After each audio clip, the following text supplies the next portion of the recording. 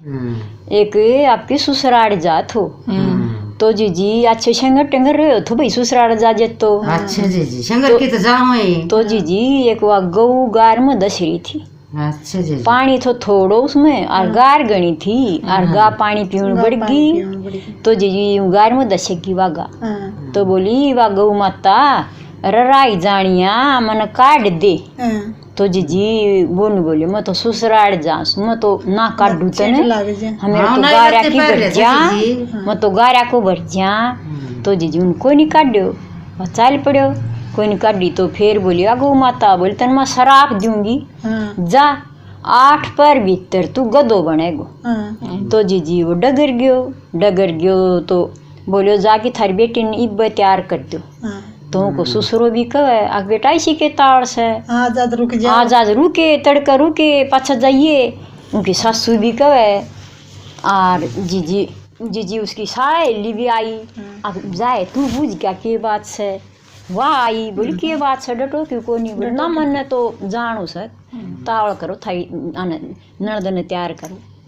तो जीजी बोली छोरी ने बोले जाए तू बुझ क्या के ताड़ से इसी बटे उन्हें हाँ वह छोरी गई जीजी वह छोरी गई बोली इसी के ताड़ से सारा घर का निकलने लाग रहा और तेरा ताड़ लाग रही बोलो मन्ना तो निन्नू गौ माता ने शराब दे दियो और मैं तो 8 पर भीतर गधो बनूंगो तो फट दे बोले त्यार तू 8 पर हुई और मैं गधो बनी तो बोली बा त्यार आ गया आपका घरी तो 8 पर हुई वो तो बन गयो गधो गौ माता ने दे रखियो शराब तो जीजी वो गधो बन गयो के खा बैठा वो कमा के जान जो गोरो कोनी तो जीजी एक रात जा जोड़ खुदवा तो उसने के ज्ञान को जान बैठी के खागी चाल जोड़ में माटी छाटिए भाई के मैं दवा ना मिलेगा खा लिए तो जीजी गदा लेगी साथ है तो गदा का तो गाल राखी गल में आप गेवड़ी पकड़ रही आगे तो आप और गल गल गदो और सिर पर जी उसका टोकरी मट्टी की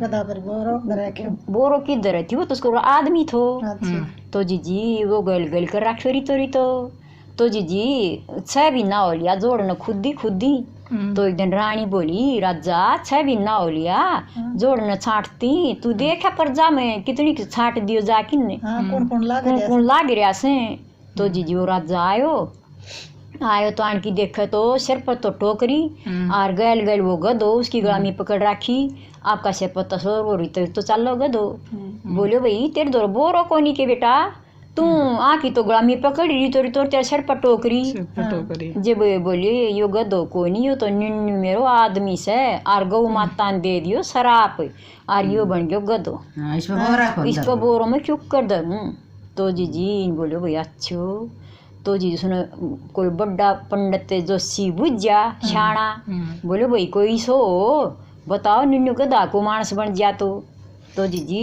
एक पंडित बोलो भाई जिसने 101 गैरस कर राखी से ने और वह इसके अर्पण कर दे तो इसको आदमी बन सके तो जीजी सारी नगरी मुसराजा ढूंढी पटवा दी और सारी नगरी की पूरा आ जाइयो लुगाई न आदमी और किसने 101 गैरस कर राखी सने वह इसने अर्पण करनी पड़ेगी इसने तो जीजी वो आगे एक बुढ़ी लुगाई आई बोली मन न कर राखी से 101 गैरस बोले तो तूने ज्ञान करे तन्ना मैं धन दूंगो चाहे कि तूने ले लिए और ये गैरस तू इसने दे दे इसको आदमी को गधो बन जाएगा गधा को आदमी बन जाएगा हाँ ये बेचारी परेशान से तो जीजी बोली ठीक से तो मैं दे दूंगी तो जीजी सुने डर दिन बेचारी रात जाते देनी पड़ी तो जीजी सुने दे दी 100 गैरस दे दी 1 गैरस न राख ली तो जीजी 1 गैरस राख ली तो आदमी बन गयो फिर उसका पुच्छड़ रह गयो गधाड़ो तो जीजी गैरस माता सब कहते बड्डो वर्ष से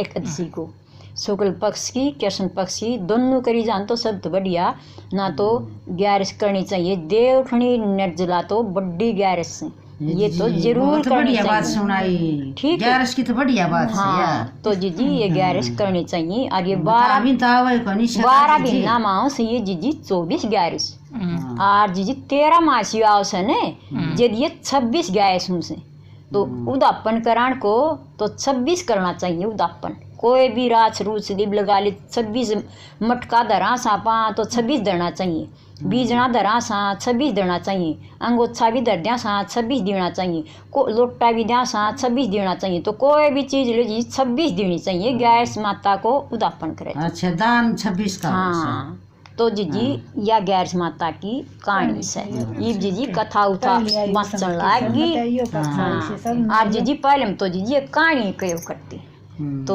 वह कथा खूब कर से जी या एकदशी माता की कहानी से। नमस्कार दर्शकों, आज हम सुनाएंगे गाय माता की कहानी। बहुत पुरानी बात है। एक गांव में एक सेठ सेठानी रहते थे। सेठ बहुत पैसे वाले थे, पूरे गांव में उनकी बहुत इज्जत थी। लेकिन सेठ सेठानी को कोई औलाद का सुख नहीं मिला। शादी के 30 वर्ष बीत चुके थे, उनके धन का कोई उत्तराधिकारी नहीं था। सेठानी ने एक बार सोचा कि हमारे पास इतना धन दौलत है लेकिन कोई उत्तराधिकारी नहीं, हमारे मरने के बाद यह सारा धन बेकार है, यह धन हमारे किस काम के। एक दिन सेठानी ने सेठ से कहा कि आप एक गाय ला दीजिए, मैं गाय की सेवा करूंगी ताकि हमारा अगला जन्म सुधर सके। पूरा समय घर में अकेले रहती हूँ, मेरा मन नहीं लगता। सेठ जी ने हामी भर दी, लेकिन कई दिन निकल गए, सेठ जी गाय लेकर नहीं आए। एक दिन सेठानी गांव के सोनार के पास गईं और एक चांदी की गाय बनवाई, साथ ही गाय के लिए सोने के जेवर भी बनवाए, पाँव में पायल, गले में कंठी, गले का हार बनवाई, गाय के लिए कपड़े भी सिलवाई। अब सेठानी गाय की पूजा पाठ करने लगी।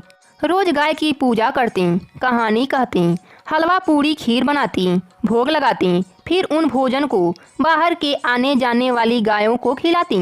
अब सेठानी का समय बहुत अच्छे से गुजरने लगा।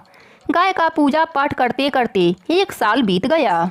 एक दिन सेठानी ने सेठ जी से कहा कि मुझे गाय माता का उद्यापन करवाना है, आप किसी योग्य ब्राह्मण को खाना खाने के लिए बोलकर आइए। तब सेठ जी गांव के ही एक पंडित जी के पास गए और बोले, पंडित जी, कल आप मेरे घर खाना खाने पधारिएगा। सेठ जी ने कहा, मेरी पत्नी गाय का उद्यापन करेगी। पंडित जी ने उस समय हामी भर दी।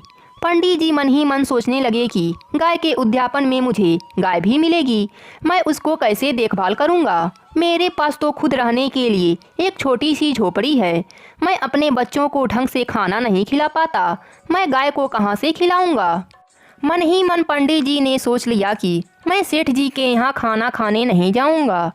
इधर सेठानी ने गाय के उद्यापन के लिए 2 तांबे के बड़े बड़े ड्रम खरीदे, एक में पानी भरा और एक में सूखा गेहूं का दरिया भरा। एक बोरी गुड़ खरीदा ताकि वह गाय के नाम से पंडित जी को दान दे सके। फिर पंडित जी के लिए कई तरह के खाने के लिए व्यंजन बनवाई। सुबह से दोपहर हो गई लेकिन पंडित जी खाना खाने नहीं आए। तब सेठानी ने सेठ जी से पूछा कि आपने पंडित जी को खाने पर कहा भी था या नहीं। सुबह से दोपहर हो गई है, पंडित जी खाना खाने क्यों नहीं आए। सेठ जी ने कहा, बहुत अच्छे से बोलकर आया था। सेठ जी ने अपने नौकर को पंडित जी के घर भेजा। नौकर पंडित जी के घर गया और बोला, पंडित जी, आप आज सेठ जी के यहाँ क्यों नहीं आए, आप अपना नुकसान क्यों कर रहे हैं। हमारी सेठानी आपको देने के लिए चांदी की गाय बनवाई है और बहुत सारे धन भी देंगी। पंडित जी मन ही मन बहुत खुश हुए। वह तुरंत तैयार होकर नौकर के साथ सेठ सेठानी के घर पहुंच गए। सेठानी ने पंडित जी का खूब आदर सत्कार किया। पंडित जी को खूब सारे धन मिले। पंडित जी बहुत खुश हुए। पंडित जी ने सेठानी को खूब आशीर्वाद दिया। कुछ समय बाद एक दिन ही सेठ सेठानी की मृत्यु हो गई। जब यम मार्ग से बैतरणी नदी आई तो सेठानी ने आंखें बंद करके गाय माता का ध्यान किया। उसी समय उनके सामने चांदी की गाय माता आ गईं। सेठ सेठानी से कहने लगी, आप गाय माता की पूंछ पकड़ लीजिए, हमें बैतरणी पार करनी है। दोनों सेठ सेठानी ने गाय माता की पूंछ पकड़ ली। दोनों बड़े आराम से बैतरणी नदी पार कर ली। नदी पार करने के बाद सेठ जी अपने पत्नी से कहा, अरे सेठानी, यह क्या चमत्कार हुआ, तुमने कब चांदी की गाय दान करी। तब सेठानी सेठ जी को पूरी बात बताई कि हमारे धन का कोई उत्तराधिकारी नहीं था, तो मैंने चांदी की गाय की पूरे साल भर पूजा करके गाय के उद्यापन में वह चांदी की गाय और बहुत सारे धन दान में दी। यह उसी का फल है कि आज हमने बैतरणी नदी बड़े ही आराम से पार कर ली है। जो भी मनुष्य अपने जीवन काल में ऐसा करता है, मरने पर उन्हें यम मार्ग में दुख नहीं देखने पड़ते। इस कहानी का फल सबको मिले, कहानी कहने वाले को, सुनने वाले को और हुंकारा भरने वालों को भी। जय हो गाय माता की।